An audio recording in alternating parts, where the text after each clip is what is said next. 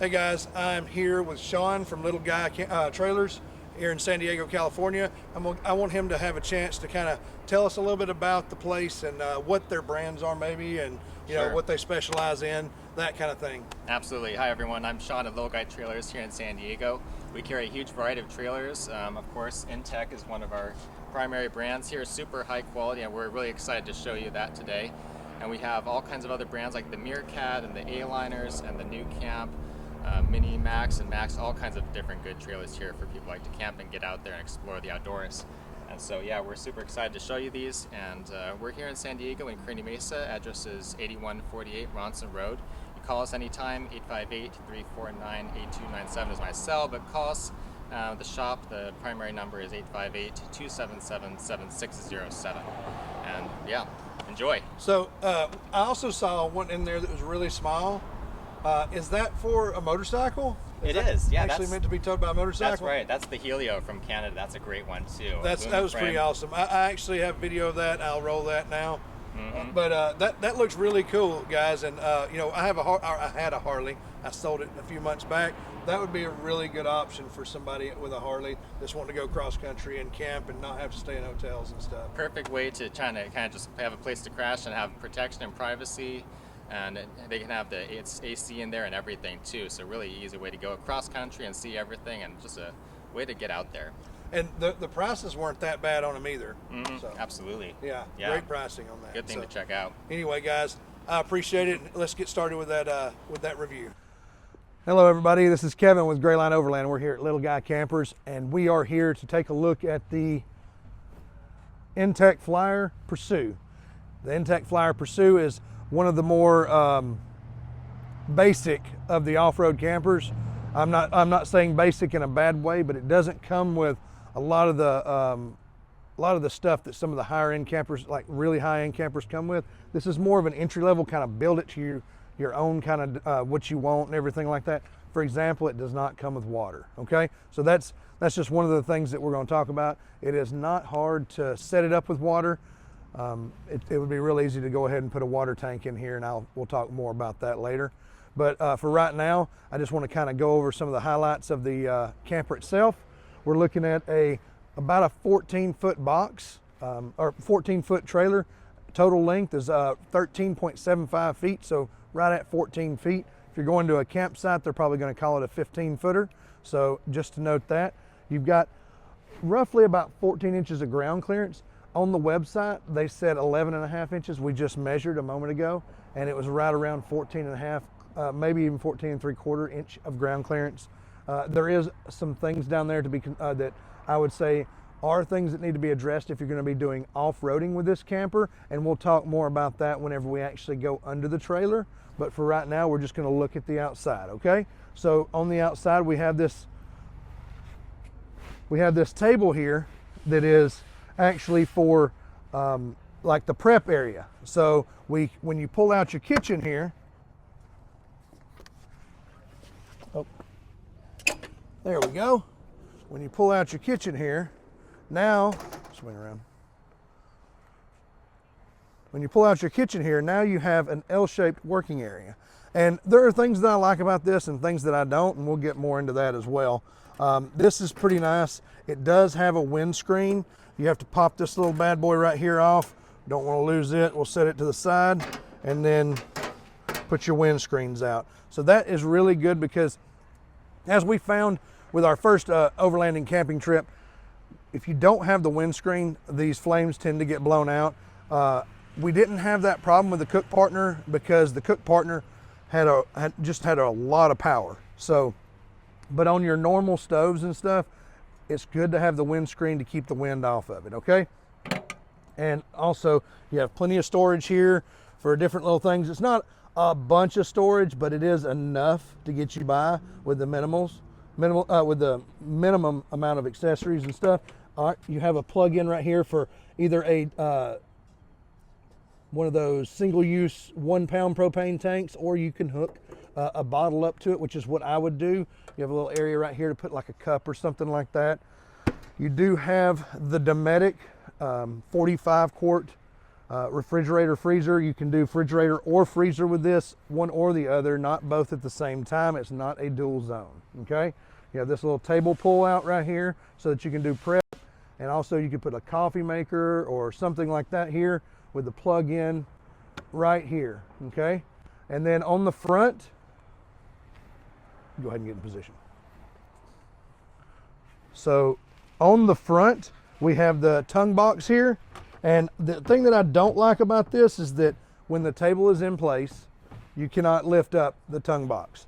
To be honest, guys, I would probably look at eliminating this and replacing this with something a little bit bigger that actually spans the full length of the camper. But this is somewhere that's good to start, okay? Just as a nice bonus that you do get something whenever you buy the camper, I would say this would probably be a point of upgrade. It's a fairly small box, but it would house a battery or things like, well, actually we have a battery tray over there, so it would house some gear and things like that. But I would probably want it to be a little bit bigger, like I said, full width, and then it would double also as a countertop or something like that. Also, you do get the 2-inch ball hitch instead of the max coupler. That would be something that I would upgrade as well. I would go to a max coupler on this, and I would probably upgrade this right here to a more off-road centered kind of jack. Like they've got tons of them on Amazon, places like that. Can't remember the name right now, but I will try to put that in the link, that link in the description. But I would probably upgrade that to more off-road centered one. This thing does, though, in fact, move around really easy, okay? So guys, whenever you're moving around in your garage or in your driveway, it does move around really easy. All right, coming over to this side, we do have the box here for the battery. It doesn't come with a battery. This one has been added by the dealer, but it doesn't actually come with the battery. That's something that you would add yourself later. It is wired for solar, and it does have shore power, 30 amp shore power. It is pre-wired for cable as well, and it has Bluetooth radio as well. One of the features that I do like is they have the spare tire mounted on the side and not underneath. I don't like it when they mount them underneath because that does leave some low-hanging fruit to get hung up on the trail, and it also causes you to possibly damage your spare tire whenever you are off-road. It's got good sturdy fenders that are stand-on fenders. No problem there. It's got a really good sturdy rack. This is an option, by the way, and we'll get into the pricing a little later. I would not buy this without the adventure package probably, because you do get a lot of savings whenever you buy that adventure package. And this is a very sturdy rack. Yes, you could build it yourself and save yourself some money probably, but with all that you get in the adventure package, which includes the kitchen and the air conditioner and the racks and the awning and everything, I do believe that it is a worthy package to go ahead and purchase. It comes with jacks on all four corners, stabilizing jacks on all four corners. Coming around to the back, you have LED lighting along the back. You have an open compartment, open door for the rear, which gives you full access to the rear. And they do offer a tent for this model that actually has a tent enclosure that goes on the back, and you could actually turn your heater on in here and use that tent as an extra room and actually have a heated room in the wintertime, or air conditioned as well, because that is a heat and air conditioner. It's 11,000 BTU air conditioner, and I believe it's 5,000 BTUs on the heat. So moving around, okay guys, so moving around here, let's talk pricing, okay? So the base model for this trailer is $11,660, and then you get the adventure package, which will run you about $5,400, okay? They've added a 270-degree awning here instead of the straight pull-out awning.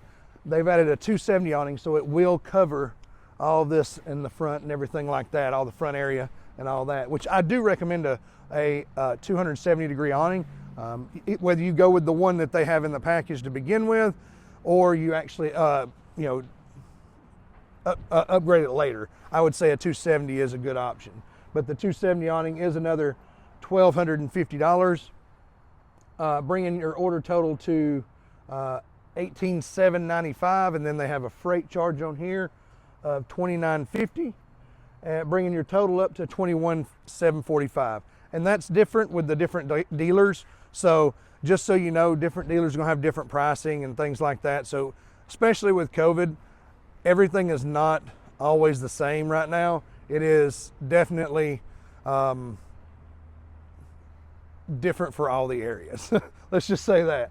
Depending on how high demand it is at that time, it's going to dictate what the pricing is. Here, they're doing a pretty good job with $21,745, and that for that price, I really think you get a lot. You do not get water, onboard water, so I would definitely say that there is room to add water in different places. Like you could possibly add it to the tongue box, which is what I was talking about upgrading that tongue box. You could add it to the tongue box, or you could use jerry cans or something like that until you get ready to actually upgrade. Or you could mount something underneath. There are plenty of water tanks out there that mount underneath that would give a great option, okay? So from here, we're actually gonna go under the trailer, and I'm gonna show you a few things that I think are good and some things that I think could be improved on. But all in all, I really am impressed with the underside of this, okay? So let's go there. Okay guys, so under here, we have a torsion axle right there. It is a independent suspension. It is on a 45-degree angle, and which gives you a little extra clearance as far as your ground clearance and things like that, but it also doesn't leave that pumpkin hanging down. You do have that center beam, which is where the electrical is run through, that hangs a little bit lower than the axle, so that kind of hinders you just a little bit, but not much, okay? One thing that is a concern for me is that you do have the battery backup for the trailer brakes. The power supply is hanging a little low, so I would probably build a skid plate for that and add that as well. What I will say is that it is a fully welded cage frame, which I really do like. I don't think that this frame is going to give you any trouble with all the rough stuff that you go over and stuff like that. I do believe that any trailer is limited. I do believe any trailer is limited off-road because of the fact that you are hauling a trailer and maneuverability. But I believe this trailer would fare pretty well being taken off-road and beat up a little bit.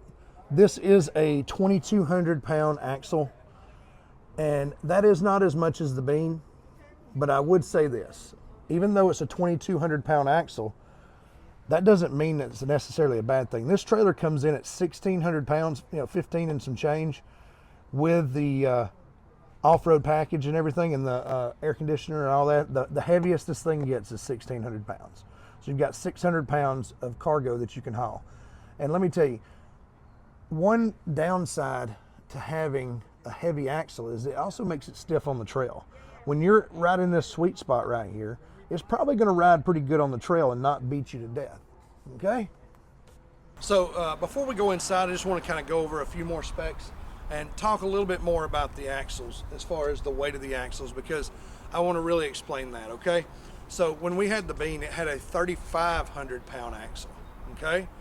And whenever I was on the trail and I was running over washboards and I was doing whoops and things of that nature, it was so stiff that it jarred me to death. And it also caused some issues with the trailer and some cracking and of the fiberglass and things of that nature because it was getting beat up so much. And that is also another reason why I think that while fiberglass is a great choice, I don't know how it's going to last long term. I would like to find out more in the future on how, we did sell our meaner bean, but I would like to know more if anybody has had theirs for like multiple years doing hardcore overlanding and how it fared. So if any of y'all are out there, please let us know about that. But I just felt like that was probably going to end up being a problem as far as the actual exterior of the bean would have probably eventually been a problem with how hard we run. This is a little bit easier to to manage. You do have more maintenance with this because you do have to caulk the seals and stuff like that, since it's not a one-piece design. But at the same time, that also allows a certain measure of flex that you actually do need in an off-road trailer because of the beating that they take. So I do think that this could possibly be a better design as far as like the beating and the jarring that you're going to take off-road. You may have problems, but it's also pretty easy to fix something like this, you know? I don't think any trailer is perfect. I really did like the Bean, and the Bean was much higher quality as far as what you get inside the trailer and stuff like that, and the comforts of the trailer. But this right here is, at this price point, is really excellent. The 3,500 pound axle on the Bean really shook us to death. It beat us to death. Didn't matter if we aired down or what, it was still beating the trailer to death. It broke every egg that I ever put in there. Don't matter how I packed it, it was always broke by the time I got to my destination. So I would think that the lighter axles would actually allow the suspension to work a little more. That's something that I'll let you know in the future because I'll be testing out a lot of different trailers, including one like this, and I'll actually let you know in the future how, you know, kind of an update to that as well. So stay tuned. But I do believe that the softer suspension is going to do a little better on the washboards and on the whoops and things like that. So from there, we're going to go inside, and we'll be right back. Okay guys, so we're in here inside of it, and it's a real comfy fit in here. You don't have as much head space as you do in our Bean when we had it, because the Bean was designed to be extra tall for those extra tall people. But I have no problem standing up, you know, sitting on my knees like this. This is not a problem. Now if I want to get fully upright, I do have to squat down, but this is still plenty high enough for you as far as crawling in here and, you know, sleeping and being able to move around, get changed and things like that. What I do like is that you do have a little extra space at the back, right back there, where you can actually have the dog beds or whatever else that you need to put in there, as far as, because we travel with animals, and that would be great little area right there to put the dog bed so that they're not actually in the bed with us. So I really do like that little area. And also, like I said, you have the option to put a tent off the back of it, so that would definitely be a great option for families and things like that. And with that roof rack up there, you can also add a rooftop tent and be able to have the family on that up there as well, have more of the family. One thing to note, I will say, is in here, this is something that the Bean lacked. I mean, this is not an expensive option. Right here, this netting actually provides a lot of security for the things that are going to be carried up there. It's a little small touch that I feel like if there's an opening that doesn't have a door on it, it should have a net. Point blank and period. Because whenever you're traveling, everything that is in that area that doesn't have a net, even if it has a lip on it, is going to end up in the floor or on your bed or something like that. But you don't have quite as much cabinet space in here as you did in the Bean, but you do have a lot of workable storage space up here. You got these nets here, you got a net behind me here. So it really does offer a lot of storage areas. Not to mention the fact that whenever you're not sleeping here, you can put this up here and put all your boxes and everything. So this is very much like a cargo trailer as well. Also, you've got your 2 plug-ins for USB and a 12-volt plug and a 110. Now 110 has to be on shore power, of course. Here's your fuse panel. It's very easily accessible. Fuses and breakers. All right, you've got a Bluetooth radio right here with speakers. And I will say this, the lighting in this trailer is not quite as good, not even close to as good as the Bean is. Number one, you've got the dark walls that you have to contend with, and you only have two lights. So lighting is something that I would probably look at upgrading, you know, adding some LEDs or something like that, battery operated LEDs, something like that. Something that'd be real easy to just put in here, or you could wire some more. It wouldn't be too tough to wire you some more lighting in here. The one thing that I'm a huge fan of is the fact that it has an actual RV heating and air conditioning unit. That's a game changer, guys. If you live in the South, this is an absolute must-have. Okay, out in California, you might get away with no air conditioning, but still, whenever it gets hot in the desert, you really want it. But you could probably cool off with the fan, and the fan is for more boondocking. But this right here, with a 2,000 watt Honda generator, this thing will run just fine, and you have all that comfort of sleeping in an air-conditioned cabin, which my wife has to have it cold at night. This right here is a game changer for her. I mean, if you ask me, if you're getting in a high-end trailer, there's no high-end trailer that should not come with one of those that has heat and air conditioning. Okay, the heat's probably not going to be as good as the gas heater that was in the Beam, because it could get so hot that it was just unbearable in there. But this is going to be a really, really good solid option for both heat and air. So I'm really happy to see that in here as well. You've got 2 windows and another plug on the back, and some more lighting for the outside right there as well, and fire extinguisher, smoke detector, all of that, all the things for your safety. But I will say that I really do think that this is a great trailer for the money. You know, when you buy a Beam, you're looking at $34,000 for what our meaner Beam. You're looking at $34,000 for what we had built out.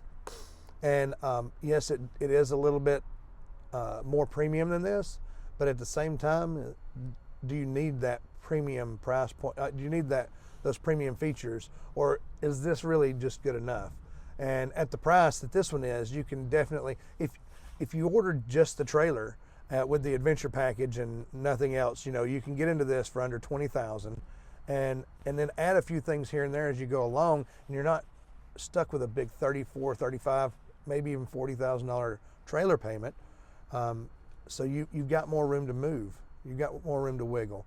It does have a max air fan, which is definitely nice to have if you don't want to run the air conditioner as well. So, you know, I just really think that the price point of this is actually hitting it in a good spot.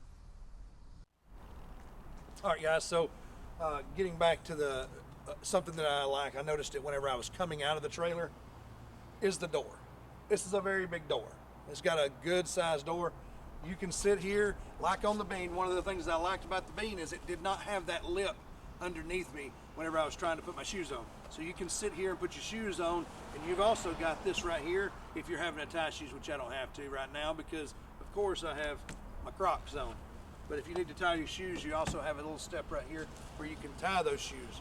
So to wrap it up for you, I really think that this is hitting at a good price point. I think this is a good option for somebody who's on a little bit more limited of a budget to actually get into an overlanding trailer.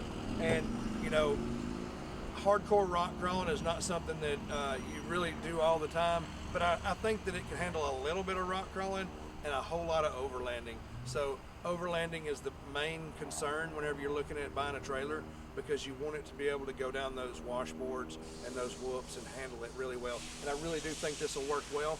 Hopefully we'll get a chance to rent it and test that out here in the future. But for right now, I really do think that this gets a pretty decent recommendation. All right, so like I said, base is at 11.6. By the time you get everything, you're looking at 21,745, give or take, depending on the dealership.